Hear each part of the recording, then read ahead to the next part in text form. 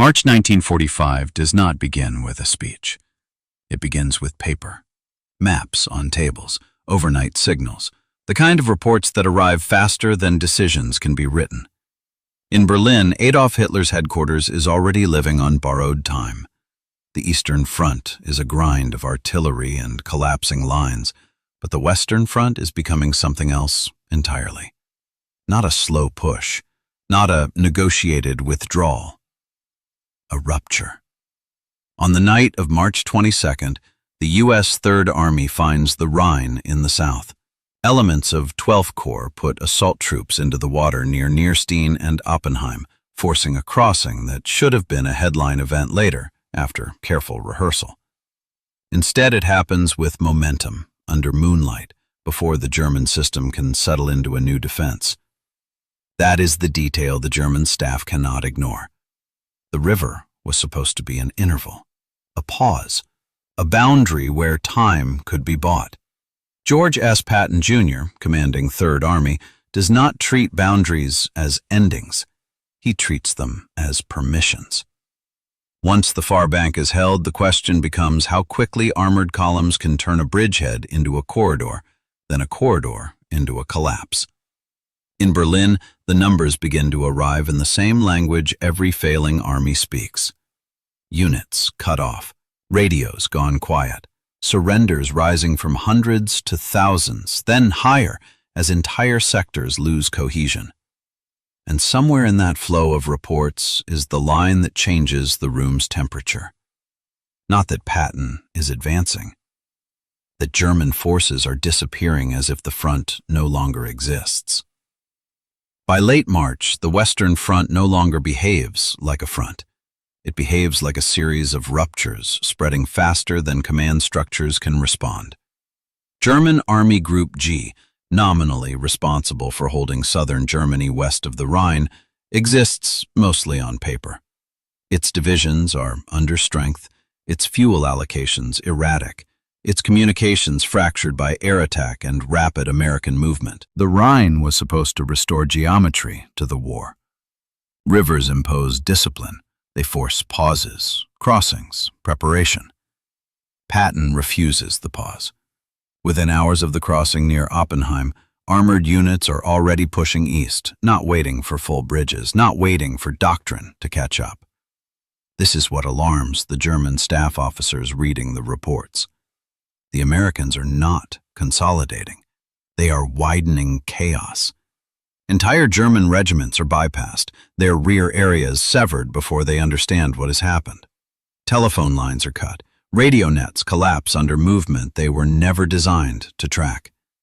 A defensive doctrine built on fixed lines and controlled withdrawals cannot survive this velocity. Orders arrive late or not at all. Units retreat into gaps that no longer exist. By the third week of March, surrender figures spike across southern Germany. Not because of a single battle, but because the framework that made resistance meaningful has vanished. American columns are appearing where German maps still show empty space. Commanders attempt counterattacks with battalions that cannot assemble, fuel that never arrives, artillery that cannot be coordinated. The reports reaching Berlin begin to repeat a single theme. There is no time. Every delay multiplies losses. Every attempt to stand creates another pocket, another encirclement, another wave of prisoners moving west under American guard. This is no longer a question of holding ground. It is a race against collapse. And the race is already being lost. The destruction unfolding in March 1945 is not accidental. It is the product of a method applied without hesitation. Patton's Third Army is not advancing in neat lines. It is advancing in thrusts, exploiting weakness the moment it appears, never allowing the German system to reset. What distinguishes this phase is tempo. Armored divisions routinely cover distances that German planners consider operationally impossible. 30 miles, 40, sometimes more in a single day. The German army has faced fast enemies before. What it has not faced is sustained speed without pause, without consolidation, without respect for the rhythms of conventional warfare. Patton's standing guidance to his corps commanders is simple. Do not wait for perfection. Do not stop to dress lines. Keep moving. When resistance appears strong, it is fixed. When resistance appears weak, it is penetrated. When it disappears, it is assumed to have moved elsewhere and is ignored. This creates a cascading effect the German command cannot reverse. Units pulled back to form new defensive lines arrive to find American armor already beyond them. Supply columns move toward positions that no longer exist. Headquarters issue orders to formations that have already been surrounded. The psychological weight of this is immediate. German officers report men abandoning prepared positions after brief contact, not from panic, but from calculation. Holding ground no longer delays defeat. It only increases the number of prisoners taken when encirclement closes. By mid-March, entire German formations surrender without having been decisively engaged. They are cut off from fuel, from ammunition, from command, from any coherent sense of purpose. This is what Patton understands instinctively. An army does not need to be destroyed everywhere to collapse. It only needs to lose the ability to act as a whole. And in the West, that ability is slipping away hour by hour. The reports reaching Berlin no longer describe battles. They describe disappearance. Deep beneath Berlin, the war arrives as paper, situation maps pinned with fading symbols, overnight summaries delivered without ceremony. By March 1945, Adolf Hitler is no longer receiving information. He is receiving evidence. The Oberkommando der Wehrmacht reports from the West no longer describe defensive actions. They list formations that cannot be contacted, sectors that cannot be stabilized, divisions reduced to marching groups without fuel or heavy weapons. Field Marshal Gerd von Rundstedt, nominally commander in the West, has already exhausted his language. His staff struggles to translate operational collapse into terms the Führer might accept. The Rhine crossings are bad enough. What follows is worse. Entire German units are surrendering to American forces, not after prolonged combat, but after brief encirclements, sometimes without firing a shot. The numbers begin to distort scale. Thousands taken in a day, then more. Prisoner counts rising faster than replacements ever could. Hitler reacts first with rejection. The reports must be exaggerated. The officers must be incompetent. The soldiers must be lacking will. Maps are corrected by hand. Divisions are moved with pencils, even as staff officers know those formations no longer exist as fighting forces. Counterattacks are demanded against American spearheads already 20 or 30 miles beyond the indicated positions. Orders move faster on paper than men can move on roads without fuel. What unsettles those in the bunker is not the shouting. It is the pauses. Moments where Hitler studies the figures without speaking. Moments where arithmetic intrudes. He understands what mass surrender means. Not defeat in a battle, but the evaporation of an army's structure. For years, Hitler believed collapse only came through betrayal. Now the reports suggest something colder. That German forces in the West are being dismantled systematically, not by attrition, but by speed.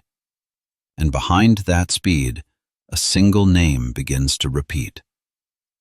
Patton. By the final week of March, German defense in the West no longer fails gradually. It fails structurally. The doctrine that once allowed the Wehrmacht to trade space for time has no surface left to stand on. Retreat assumes somewhere to retreat to. Patton removes that assumption. American armored columns move past strong points without hesitation. They do not pause to reduce every pocket. They sever it, mark it, and leave infantry to collect the surrender later. For German commanders, this reverses cause and effect. Encirclement no longer follows defeat. It precedes it. Orders from higher headquarters arrive instructing units to hold positions that have already been bypassed. By the time compliance is attempted, roads are blocked by American armor and artillery. Fuel shortages become terminal. A panzer battalion without gasoline is no longer a maneuver unit. It is an obstacle waiting to be surrounded. The operational tempo denies the Germans their last remaining advantage: experience. Veteran officers trained in methodical withdrawal find themselves reacting to movement that violates every planning cycle they know. There is no time to reorganize, no time to rebuild cohesion. What replaces resistance is calculation. Company commanders assess ammunition, fuel, and escape routes, then make decisions that would have been unthinkable a year earlier. Surrender becomes a rational choice, not a moral failure, especially when the alternative is annihilation without effect. American reports note the pattern. White flags appear not after bombardment, but after isolation.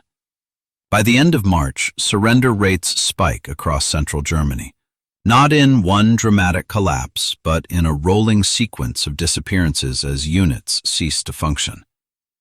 This is the moment when the Western Front stops being a battlefield. It becomes a collection of prisoners waiting to be processed. In Berlin, the arithmetic is no longer abstract. There are not enough divisions left to form a line, and for the first time, that reality is impossible to redraw away. By the end of March 1945, surrender is no longer an anomaly. It is a system output. German formations do not collapse because they lack courage. They collapse because the conditions required for organized resistance no longer exist. Fuel allocations arrive too late or not at all. A tank without gasoline is not a weapon. It is a landmark. Ammunition dumps are captured before distribution. Artillery units report fewer than a dozen rounds per gun, numbers that make sustained defense arithmetically impossible. Communications fail first at the operational level. Radio nets are overwhelmed by movement they cannot track. Telephone lines are cut faster than they can be repaired. Battalion commanders make decisions in isolation. Regimental headquarters are silent. Corps staff are already relocating or gone. In this environment, surrender becomes a logistical outcome, not a psychological one. Units surrounded by American armor understand the equation immediately.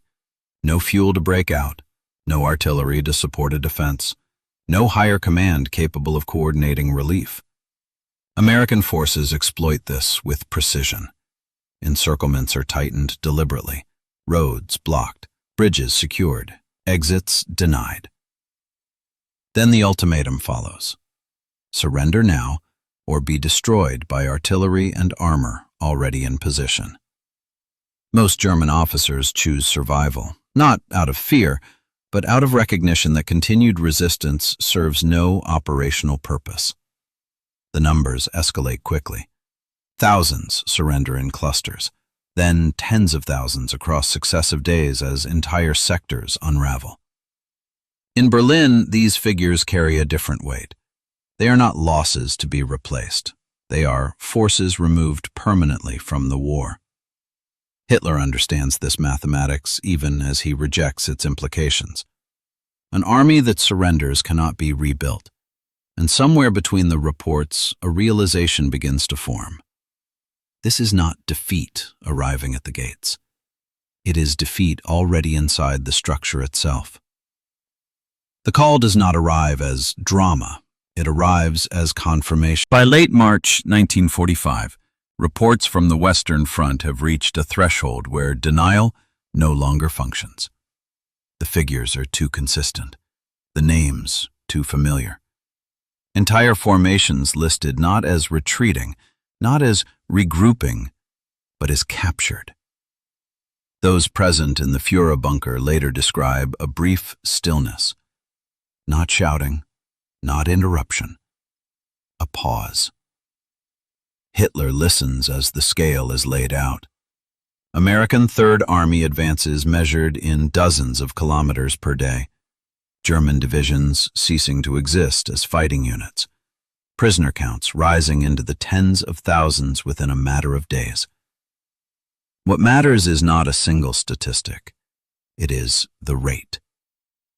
When Hitler responds, it follows a pattern those around him recognize immediately.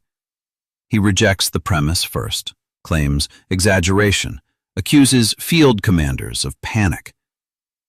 Then the anger arrives. Generals are denounced for weakness, units accused of abandoning positions without orders.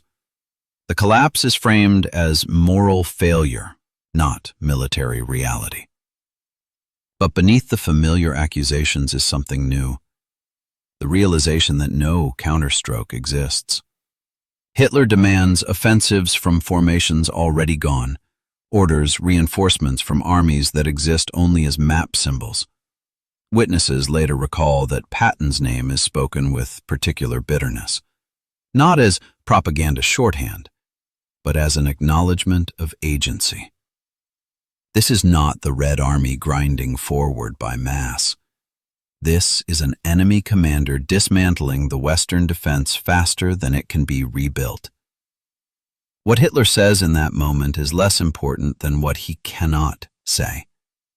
There is no solution offered, no operational alternative. For the first time, the Western Front is not described as endangered. It is treated as lost. And in that admission, however brief, the Third Reich crosses a line it will never return from. The effect of Hitler's reaction is not corrective. It is corrosive. Orders sent from Berlin after that moment do not restore coherence. They accelerate disintegration. Commanders in the West receive instructions that cannot be executed. Counterattacks without fuel. Defensive stands without artillery.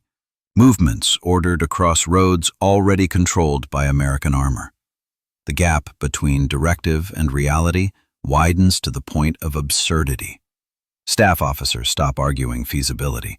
They begin interpreting orders as political signals rather than operational guidance. On the ground, the result is immediate. German units already isolated understand that no relief is coming. Surrenders accelerate not because of new defeats, but because certainty arrives. There will be no regrouping, no stabilizing line, no pause. American reports from late March note a change in behavior. German officers arrive under white flags carrying unit rosters, maps, and ammunition inventories prepared in advance.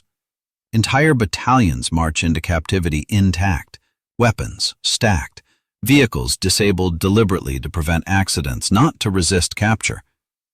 This is the aftershock Hitler never intended to trigger. By demanding resistance where resistance is impossible, he removes the last justification for obedience. Patton's forces exploit the opening without ceremony. Encirclements tighten. Columns advance past surrendering units without slowing. The Western campaign ceases to resemble a contest of arms. It becomes a process of collection. In Berlin, reports arrive faster than reactions can form. Numbers climb beyond the scale of any countermeasure still available. The realization spreads quietly through the bunker staff. This is no longer about preventing defeat. It is about managing the speed at which it arrives. After the shock passes, what remains is motion without resistance. By early April 1945, Patton's Third Army is no longer fighting a front. It is advancing through the aftermath of one. German formations still exist in fragments, marching groups without radios, officers without higher command, columns of men moving west because east, north, and south are already cut. American armored spearheads push deeper into central Germany with minimal opposition. Roadblocks appear, are bypassed, and dissolve. Towns change hands without engagement. The surrender process becomes routine. Units are disarmed, counted, redirected to collection points, and left behind as the advance continues. This scale creates a paradox. The more German soldiers surrender, the faster the American advance becomes. Less resistance means less delay, which produces more encirclement, which produces more surrender.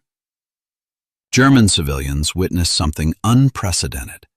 Not cities reduced to rubble in prolonged siege, but entire military formations vanishing overnight. Local commanders no longer attempt to coordinate defense. They negotiate surrender terms to prevent destruction that would serve no military purpose. Patton's operational focus shifts almost imperceptibly. Objectives are no longer enemy units. They are river crossings, road junctions, and depth.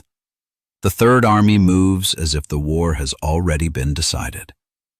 Because in the West, it has. In Berlin, the Western situation fades from strategic discussion. There is nothing left to influence. The collapse that began as numbers on a report has now reshaped the map itself. Germany is being opened from the inside, and the advance continues, not because resistance invites it, but because nothing remains to stop it. The collapse of German forces in the West cannot be explained by exhaustion alone. It is explained by irrelevance. By April 1945, continued resistance no longer alters outcomes at any level that matters. Tactical success does not delay operational defeat. Operational success does not change strategic reality. Patton understands this before his opponents do. He does not seek decisive battles in the classical sense. He seeks situations where decision itself is denied. German commanders face a narrowing set of choices: fight and be surrounded, withdraw and be overtaken, hold and be bypassed. None lead to relief. All lead to capture. This erodes the last incentive to obey impossible orders. When survival and duty diverge completely, duty loses its force. The American method accelerates this calculation. Encirclements are clean, ultimatums are direct, outcomes are predictable. There is no mythology of heroic last stands here, only arithmetic. German officers begin to think in terms of minimizing destruction rather than achieving victory. Towns spared, civilians protected, men preserved. This is not mercy imposed by the attacker. It is resignation chosen by the defender. Patton's reputation amplifies the effect. Units surrender at the rumor of Third Army proximity, not because of fear, but because experience has already answered the question of resistance. The Wehrmacht in the West does not collapse emotionally. It collapses logically. By the time Hitler understands this distinction, it no longer matters. Logic cannot be countermanded by decree. And with each surrender, the space in which the war can still be fought grows smaller. Every war ends twice, once on the battlefield, once in the mind. For Nazi Germany, the second ending arrives quietly in the West during the spring of 1945. Not with the fall of a capital, not with a formal surrender, but with the recognition that resistance no longer shapes events. What Patton destroys is not just formations. He destroys expectation. For years, German strategy has depended on the belief that fronts can be stabilized, that defeats can be localized, that time can still be bought. The Third Army proves otherwise. Speed becomes decisive not because it kills faster, but because it denies recovery. There is no interval to reorganize, no space to rebuild command, no pause in which doctrine can reassert itself. This is the deeper rupture. An army can survive losses. It cannot survive the loss of relevance. German commanders in the West understand this before Berlin does. They stop thinking in terms of victory or defeat and begin thinking in terms of consequence. What can still be saved? What destruction can be avoided? How many lives can be preserved when the outcome is fixed? Patton does not negotiate this psychological collapse. He enforces it by continuing to move. Each mile gained confirms the conclusion already reached by those surrendering, that the war, at least in this theater, is over in all but name. By the time Allied forces link deep inside Germany, the Western campaign has ceased to be a contest. It has become a closing process. The illusion that Germany can still control the tempo of events is gone, and without that illusion, nothing remains to sustain the fight. In the end, what defines March 1945 is not a speech. It is a silence. Hitler's words in the bunker matter only because of what they failed to produce. No counterstroke, no viable plan, no mechanism capable of restoring control. By the time the Third Army pushes deep into Germany, the Western War is already decided in structural terms. The Wehrmacht has not been defeated everywhere. It has been rendered non-functional where it matters. This is the distinction Patton forces into existence.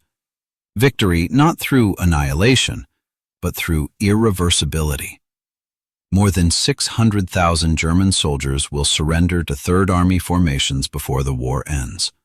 Not in one climactic event, but in an accumulation that strips the Reich of its last operational reserves in the West. Hitler had built his military identity around movement, shock, and speed. Blitzkrieg was meant to paralyze enemies before they could react. In 1945, that logic returns from the opposite direction.